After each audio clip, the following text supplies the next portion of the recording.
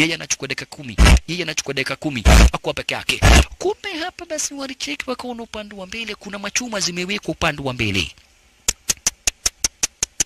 na kwa hivyo inabidi hapa zile garamosi ziweze kutengana, na huyu mwanapolisi naye amekwama, yule mwanapolisi amekwama mbele yake kispotlight cha chuma wa na yeye amekwama.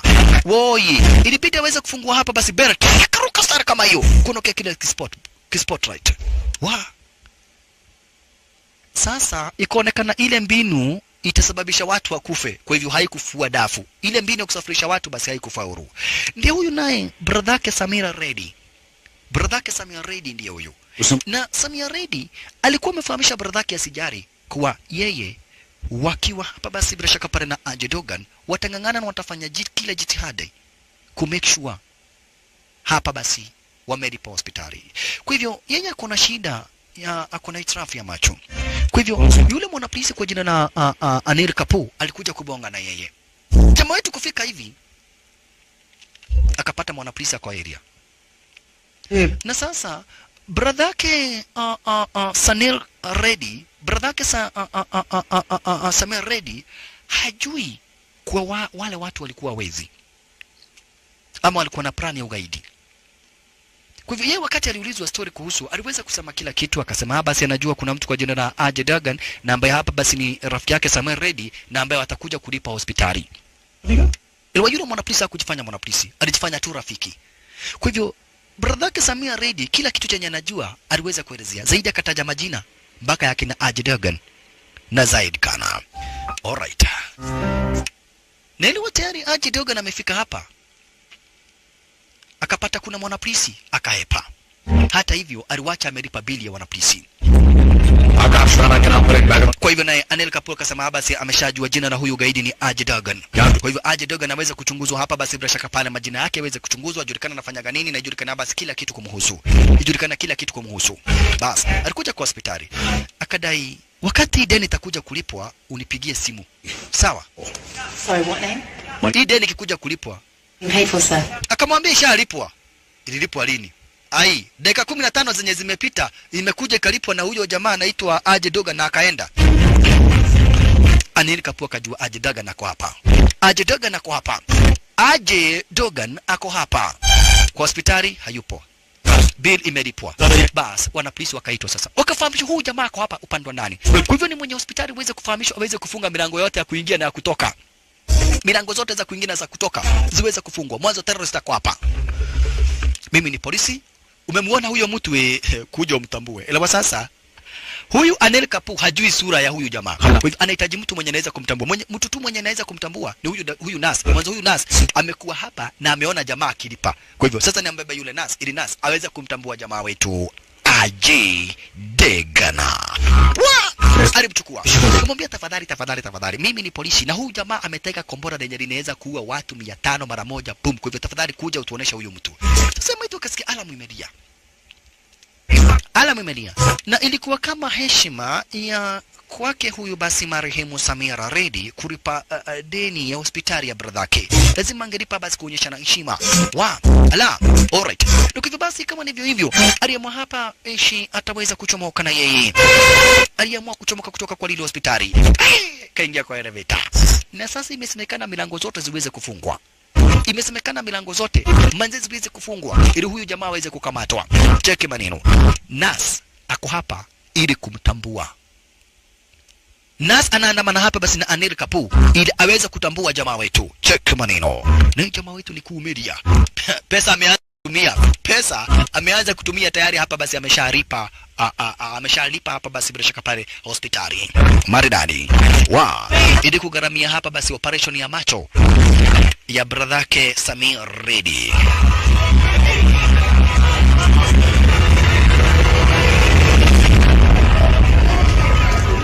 Yoyo! Ndio huyu. Wapi? Huyu kufika jamaa wetu ameondoka, cheki ameondoka. Wapi? Ndio huyu. Wapi? Alikuwa. Nataka unionyeshe ndio huyu, sio kuniambia alikuwa. Wanapolisi na wao wengi zaidi wakaitwa. Wanapolisi wengi zaidi wakaitwa. Ai. Mwanza amemuona lakini bado Anil Kapoor hajamuona.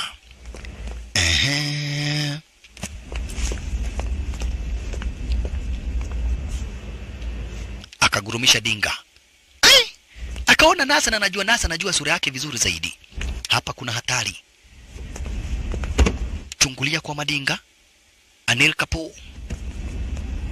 Sothing. Alisikia dinga na kuja. We, polisi. Nani? Kwa majina. Mwagi Mumia Jao Tegiria. Sio huyu. Okay, Mwagi Mumia Jao Tegiria. Wewe endelea na safari. Jamaa wetu na yeye sasa. Hapa hakuna namna anaweza chomoka, boot funguliwa. Hakuna mtu. Sothing.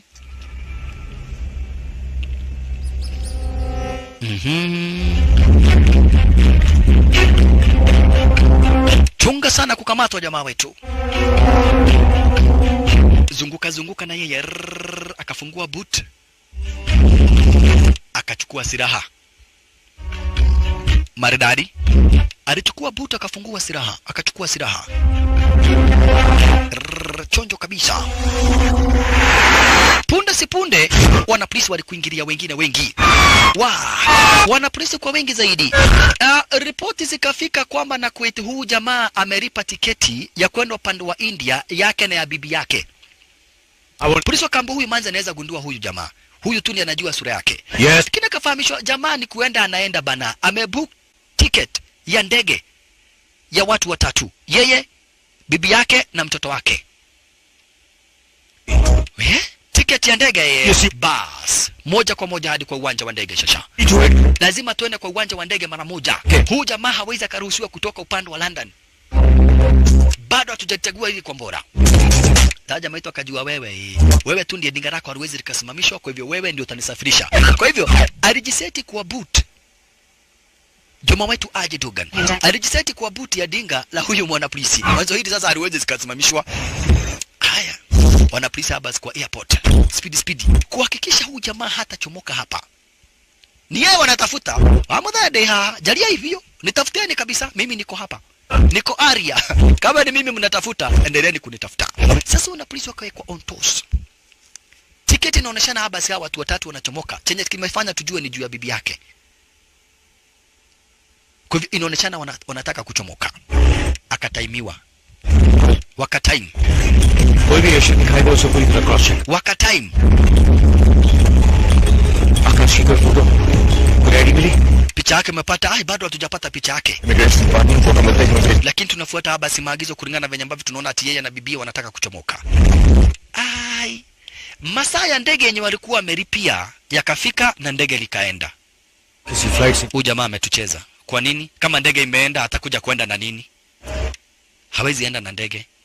Kuna chombo moja tu anaweza tumia, gari la moshi. Kwa hivyo hii alilipa kucheza na akili yetu. Come on, let's go.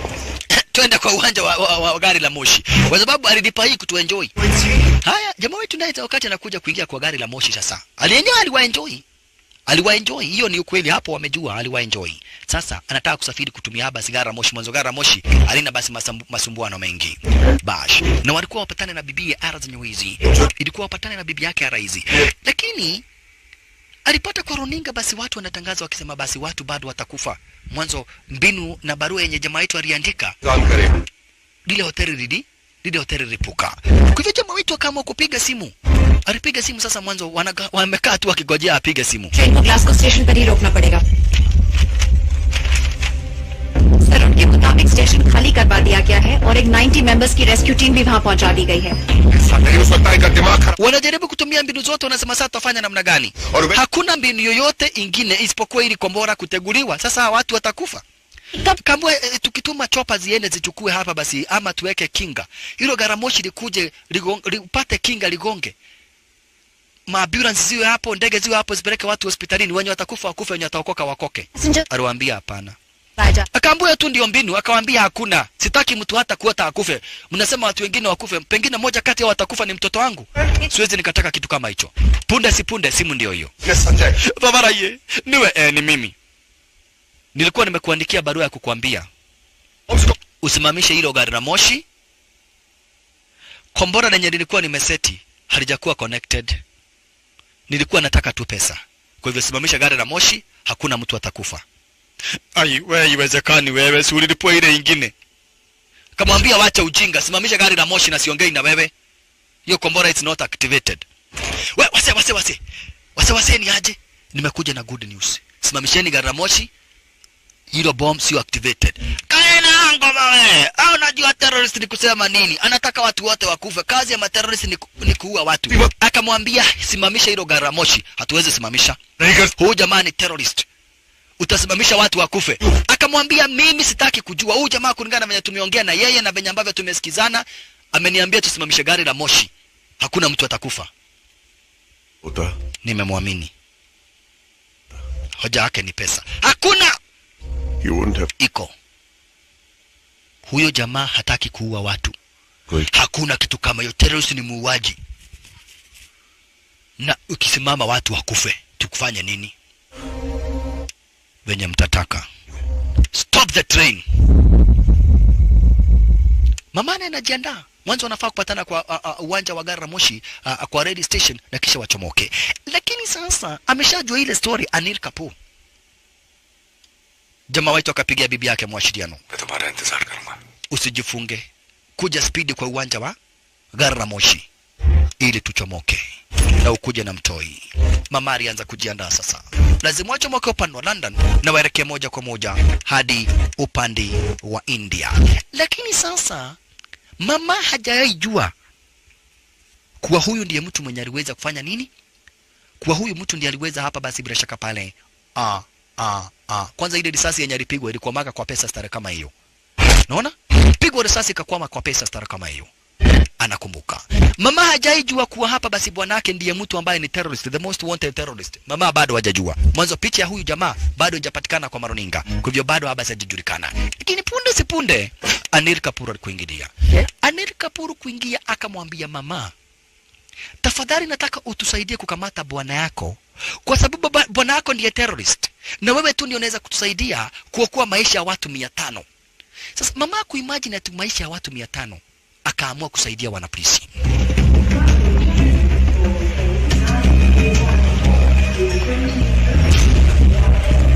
Naona? Mama aliamua kusaidia wanapolisi. Sababu ya kuwasaidia wanapolisi ni kwa sababu hapa basi anataka kuokoa maisha ya watu 500. Anataka kuokoa maisha ya watu 500. Yuataka kuokoa maisha ya watu 500. Ndio sababu hapa basi ameamua. Ndio sababu ameamua kusaidiana na wanapolisi. Mwanzo Anil Kapoor alimwambia vizuri zaidi, asiposaidiana na wanapolisi watu 500 watakufa. Na Juma anaona story kwa runinga, basi akaamini. Sasa Anil Kapoor kwa upande nyuma stara kama hii wanajadiliana na mama. Mama ameambiwa ukimuona uniite. Excuse me, na jamaa anafurahia. Mtumia wako. He's here. Uske paas chore ki. Okay, mkaribie alafu umshike ndio polisi wakuje. Kumbuka unaokoa maisha ya watu 500. Lakini wakati huo mama akaona story kwa runinga kwamba na kuitigara moshi limesimama, hakuna mtu amekufa na wamekuja kuona basi yule mtu mwenye alitaka kwa bora alikuwa mtu mzuri sana, hata sio terrorist, ni mtu tu alikuwa na shida za pesa. Kwa hivyo watu wote 500 wametoka na wako huru na hakuna mtu hata moja ameumia. Watu wote wametoka vizuri. Wakati jamaa anakuja, mama akaona polisi anakuja kumkamata. Na mama ameona hakuna watu wanafaa kuokoa. Unaona? Mama ameona hakuna watu ambao wanafaa kuokoa. Kwa hivyo jamaa wetu akaona polisi. Kuona polisi, mama akamwambia namna gani? Jifanye hunijui. Jifanye sio mimi. Jifanye hunijui. Polisi wamejaa hapa. Jifanya hunijui, juu polisi wamejaa hapa. Mama akatupa ile kitu ya mawasiliano. Kwa hivyo jamaa akajua mara moja wanapolisi walikuwa wamefuata mama. Lakini mama ameshajua hakuna mtu ambaye maisha yake iko hatarini. Kwa hivyo hakuna mtu ambaye anafaa kuokoa. Na already mama Nikita akamwambia jamaa wetu ajifanye hamjui. Unaona? Ajifanye hamjui. Sasa kuchungulia kaona wanapolisi wamekuja hapa si wengi zaidi. Kwanza sasa Anil Kapoor amejaa. Kuona bidhaa yake ya mawasiliano. Hapa basi bila shaka pale imetupwa na Nikita. Sasa kuja kuuliza Nikita, we ako wapi? Ako wapi bwanako? Unaongea na nani? Ako wapi bwanako? Bwanangu mgani? Si umeniambia ako hapa karibu. Akamwambia wewe mwanapolisi unanibeba utoto sana. Kwa nini unanibeba utoto namna hiyo? Unaniambia ati bwanangu anataka kuua watu. Na runinga imetangaza saa hii ati hakuna mtu hata mmoja anataka kuua watu, wako free. Akamwambia mimi ni polisi lazima nifanye kila kitu. Akamwambia hakuna watu sana naokoa. Uliniambia tufanye kazi tuokoe watu. Hakuna watu naokoa. Akamwambia tafadhali lazima nimkamate juu ya kazi. Kazi yako ya nini? Kazi yako ya kufanya nini? Kazi ya kufanya kitu gani? Unaniambia tunakuja kuokoa watu, muogo wewe. Watu wa gani? Watu wote wako huru na wameenda free. Unadanganya ati bwanangu ni muuaji. Ameua nani? Hata TV imesema ati ni mtu mzuri alikuwa tu na shida ya pesa. Okay, sitaki kujua ako wapi. Lakini sasa makosa ni kuwa mama ameamua kuokoa maisha ya bwanake. Lakini mtoi alimuona. Na mtoto ni mtoto, hajui chenye kinaendelea. Wakati mtoto alimuona, alidai hapa basi, "Daddy." Makosa. Mama anang'ang'ana kumficha, lakini mtoi alimuona jamaa wetu Ajay Devgan. Kumuona Ajay Devgan akamuita. Na obvious kunajulikana daddy wa huyu mtoto ni bwana wa huyu mama.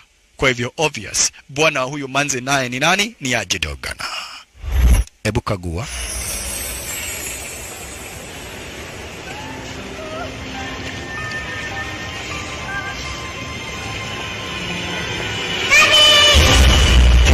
Daddy!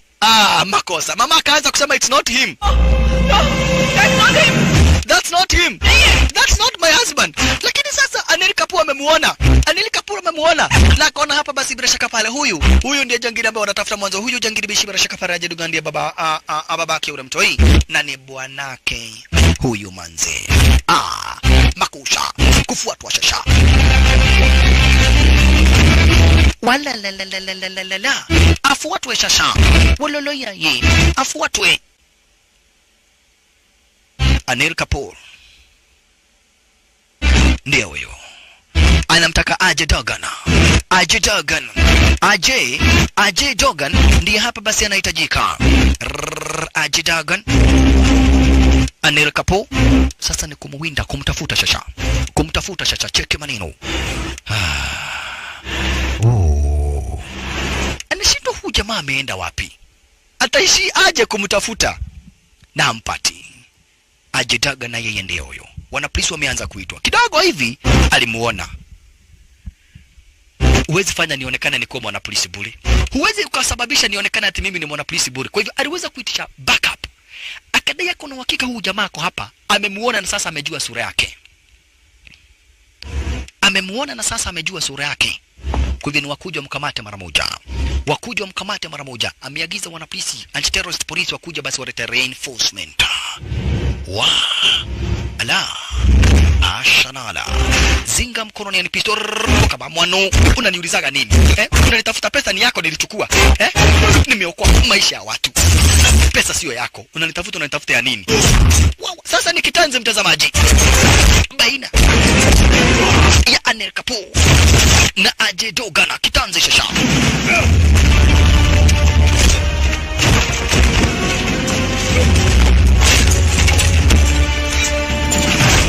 Pesa sio ya nyanyako.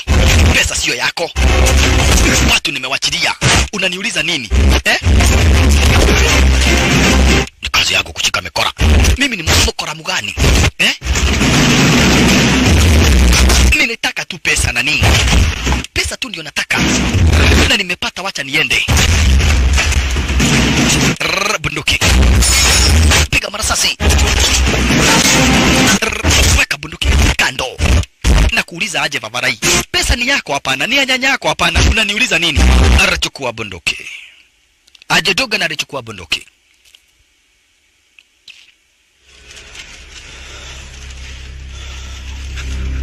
Ab ja sakta hu. Ningekuwa mimi ni gaidi ungekuwa umeshakufa. Ningekuwa mimi ni gaidi, hawa watu ningewaua. Lakini akamwambia wewe sio gaidi, wewe ni nini? Ukasema wewe sio gaidi. Akamwambia nie demo dhukomi. Mimi ni mwanabiashara. Ati mwanabiashara. Unapiga biashara na pesa ya serikali. Surrender. Akamwambia siwezi surrender. Nilikuwa mtu alikuwa anakaa maisha mzuri sana. Nilikuwa mtu ambaye hana ubaya na mtu yoyote. Nilikuwa mtu ambaye alikuwa na familia yake. Nilinyang'anywa kila kitu. Nikanyang'anywa bibi. Pesa zangu mkafungia zote huku. Makosa gani nilikuwa nimefanya? Kwa sababu tu nilimuoa Mwingereza.